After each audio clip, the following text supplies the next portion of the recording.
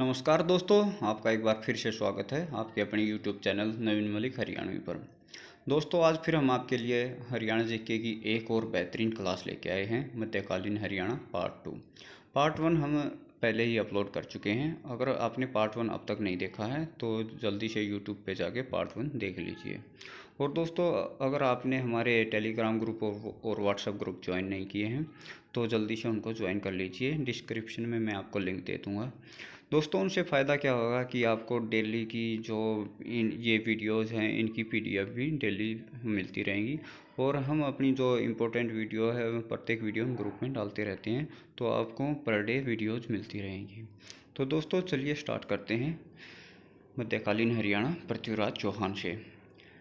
चौहान वंश का सबसे शक्तिशाली राजा पृथ्वीराज चौहान होता था। दिल्ली की गद्दी पर बैठने वाला अंतिम शक्तिशाली हिंदू शासक पृथ्वीराज चौहान था। तराइन का प्रथम युद्ध 1191 ईस्वी में हुआ था, पृथ्वीराज चौहान और मोहम्मद गोरी के बीच में। मोहम्मद गोरी गौर का शासक होता था। गौर प्रांत किसी समय महमूद गजनवी के अधीन होता था। महमूद गोरी 1173 में गौर का शासक बना था।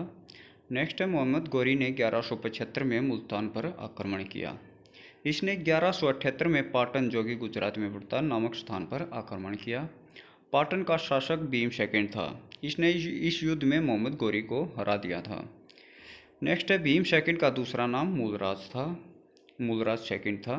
मोहम्मद गोरी की पहली हार 1178 में पाटन, गुजरात में हुई थी। भीम सेकंड ने इसको हरा दिया था। मोहम्मद गोरी उसके बाद 13 साल की तैयारी के बाद तराइन पर आक्रमण करता है। पृथ्वीराज चौहान अजमेर के शासक होते थे। पृथ्वीराज चौहान के नाना अनंगपाल थे। पृथ्वीराज चौहान का साथ हाशी से गोविंद राय देता है।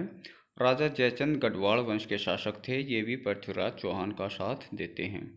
तराइन का पहला युद्ध पृथ्वीराज चौहान जीत लेता है, जो कि राजा जयचंद होता था और गोविंद राय और नाना अनंगपाल की सहायता से ये युद्ध जीत लेता है। नेक्स्ट है, तराइन का पहला युद्ध पृथ्वीराज चौहान जीत लेता है। पृथ्वीराज चाहता तो इस युद्ध में मोहम्मद गोरी को मार सकता था, लेकिन दोस्तों इसने मोहम्मद गोरी को यहाँ से जिंदा छोड़ दिया। नेक्स्ट है, पृथ्वीराज चौहान ने युद्ध जीतने के बाद एक पार्टी का आयोजन किया था। इसमें नाना अनंगपाल, हाशी से जो गोविंद राय थे, जयचंद थे जिन्होंने इनका साथ दिया था, और अपनी सेना को सभी को बुलाया था। पार्टी में राजा जयचंद था, जो उनकी एक बेटी थी संयोगिता, वो भी आई हुई थी। संयोगिता पृथ्वीराज चौहान को पसंद आ जाती है और पृथ्वीराज चौहान इसे लेकर भाग जाता है। संयोगिता के कारण ही भारत की गुलामी की दास्तां लिखी गई थी। क्योंकि दोस्तों, जब पृथ्वीराज चौहान संयोगिता को लेकर भाग जाता है तो जो जयचंद है वो जो है मोहम्मद गोरी को दूसरे युद्ध के लिए इनवाइट करता है, और दूसरे युद्ध में मोहम्मद गोरी जीत जाता है और पृथ्वीराज चौहान हार जाता है। तो नेक्स्ट दोस्तों, तराइन का दूसरा युद्ध 1192 ईस्वी में हुआ था। एक साल के बाद ही तराइन का दूसरा युद्ध हो जाता है। चंद्रबरदाई पृथ्वीराज चौहान के दरबारी कवि थे। इन दोनों का एक ही दिन जन्म और मृत्यु हुई थी। पृथ्वीराज रासो चंद्रबरदाई की रचना है। 1192 ईस्वी में राजा जयचंद मोहम्मद गोरी की तरफ से लड़ रहा था, क्योंकि दोस्तों राजा जयचंद ने ही इनवाइट किया था गोरी को सेकेंड युद्ध के लिए। नेक्स्ट है, पृथ्वीराज चौहान ने आसिरगढ़ का किला बनवाया था। आसिरगढ़ के किले को तलवारों का किला भी कहा जाता है। नेक्स्ट है, मोहम्मद गोरी ने तराइन का दूसरा युद्ध जीत लिया था। आसिरगढ़ का किला 12वीं शताब्दी में बनवाया था। यह हाशी में है। 1194 में चंदावर का युद्ध हुआ था, मोहम्मद गोरी और राजा जयचंद के बीच में। नेक्स्ट है, पृथ्वीराज चौहान ने गोहाना का किला बनवाया था। यह सोनीपत में है।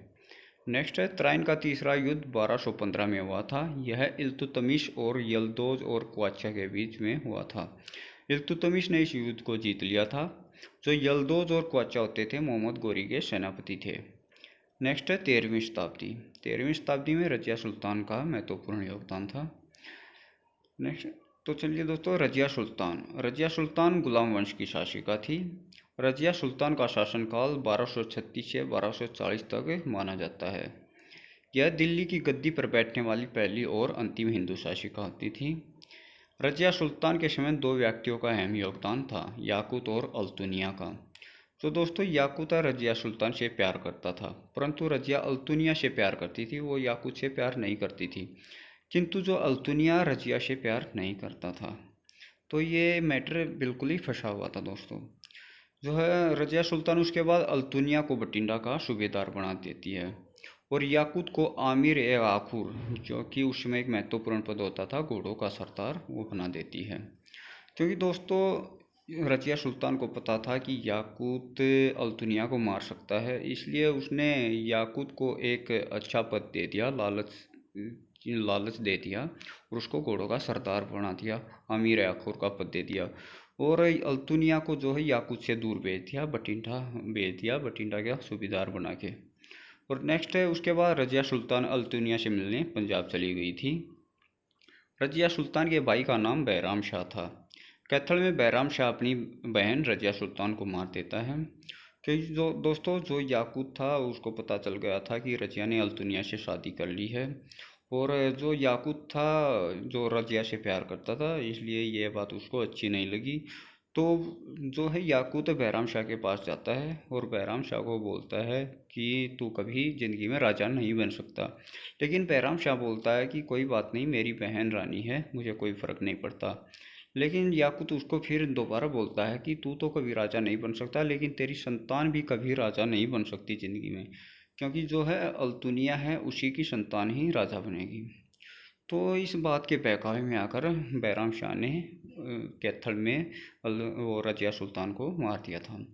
नेक्स्ट रजिया सुल्तान का मकबरा उसके बाद कैथल में ही है। याकूत जो है उसके बाद अल्तुनिया को मार देता है वहीं पे कैथल में ही। बलबन ने गोपालगिरी का किला बनवाया था। गोपालगिरी का किला गुरुग्राम में है। बलबन ने 1265 में हरियाणा में मेवात पर आक्रमण किया था। मेवातियों ने बलबन को हरा दिया था। बलबन 1266 में राजा बनता है। मेवातियों ने बलबन के बेटे मोहम्मद को मार दिया था। ब्लड एंड आयरन की नीति है जो है लोह एवं रक्त की नीति का जन्मदाता बलबन को ही कहा जाता है। बलबन गुलाम वंश का शासक था। बलबन ने हरियाणा में मेवातियों को सबसे ज़्यादा नुकसान पहुंचाया था। बलबन का शासनकाल 1287 ईस्वी तक रहा था। नेक्स्ट है दोस्तों 14वीं शताब्दी। 14वीं शताब्दी में फिरोज शाह तुगलक का शासनकाल 1351 से 1388 ईस्वी तक रहा था। यह तुगलक वंश का राजा था। तुगलक वंश का संस्थापक जो है गयासुद्दीन तुगलक होता था। फिरोज शाह तुगलक ऐसा मुसलमान था जिसकी माँ हिंदू होती थी। गोहना विद्रोह फिरोज शाह तुगलक के समय में ही हुआ था। फिरोज शाह तुगलक ने सबसे ज़्यादा मुसलमान मेवात के लोगों को बनाया था। आज भी सबसे ज़्यादा मुसलमान जो है हरियाणा में मेवात और पानीपत में ही रहते हैं। फतेहाबाद का पुराना नाम इकतार था। फिरोज शाह तुगलक ने 1351 ईस्वी में फतेहाबाद बसाया था। इसने 1354 में हिसार को बसाया था। फिरोज शाह तुगलक को नहर और नगर निर्माता भी कहा जाता है, क्योंकि दोस्तों इसने अपने समय में बहुत सी नहरों का निर्माण करवाया था। हिसार फारसी भाषा का शब्द है जिसका अर्थ होता है किला। फिरोज शाह तुगलक ने हिसार में गुजरी महल बनवाया था। किसी समय गुजरी महल दिल्ली सल्तनत की सबसे सुंदर इमारत हुआ करती थी। अरनी खेड़ा जो कि है सिरसा में पड़ता है, फिरोज शाह तुगलक ने बसाया था। नसीरुद्दीन तुगलक वंश का संस्थापक था और तैमूरलंग ने 1398 ईस्वी में आक्रमण किया था। तैमूरलंग पहले सिरसा आया था, फिर फतेहाबाद हिसार होते हुए दिल्ली पहुंचा था। दिल्ली पहुंचकर भीषण मारकाट की और लाखों हिंदुओं को मौत के घाट उतार दिया था। नेक्स्ट है दोस्तों 15वीं शताब्दी। सैयद वंश का संस्थापक खिजरा खां होता था। खिजरा खां का मकबरा सोनीपत में है। खिजरा खां शिया मुसलमान का अनुयायी हुआ करता था। 1414 से 1451 ईस्वी तक सैयद वंश रहा था। खिजरा खां का शासनकाल 1414 से 1421 ईस्वी तक रहा था। तो दोस्तों आज की वीडियो में इतना ही।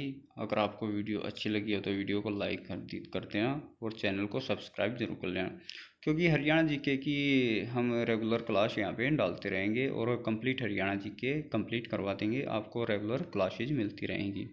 और दोस्तों जल्दी हम इंडिया जीके की भी क्लास स्टार्ट करने जा रहे हैं।